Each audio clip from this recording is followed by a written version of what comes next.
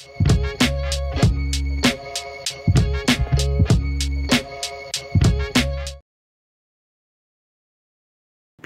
Treatment గురించే మనం మాట్లాడుకుంటే కొంతమందికి ఒక చెడు ఇన్ఫర్మేషన్ ఏంటంటే ఇపియాన్లో కొంచెం ఛార్జింగ్ అంటే ఒక్కొక్క పిఆర్పికి ఛార్జ్ చేసే రేట్ కొంచెం ఎక్కువ ఉంది అని అనుకుంటుంటారు.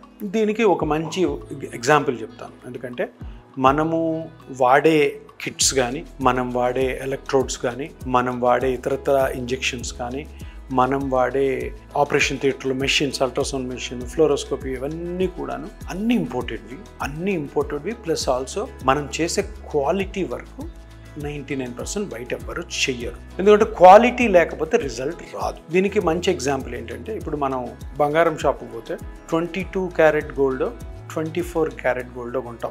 1 గ్రామ్ గోల్డ్ ఎప్పుడు వాడు, అంతేనా?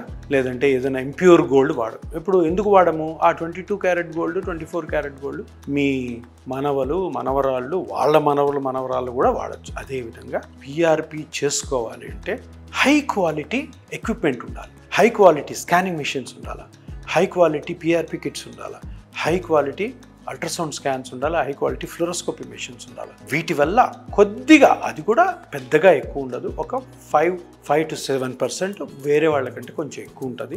కానీ ఒకటి గుర్తుపెట్టుకోండి, క్వాలిటీ ట్రీట్మెంట్ చేసుకుంటేనే మీకు ఈ పిఆర్పి బాగా సక్సెస్ అవుతుంది. మీరు హ్యాపీగా ఈ కండిషన్ నుంచి బయటపడచ్చు. అందుకని ఏదో 2-3 వేలకి 4-5 వేల కోసము మీరు ఎక్కడైతే క్వాలిటీ లేదో అక్కడ చేసుకోవడం మంచిది కాదు.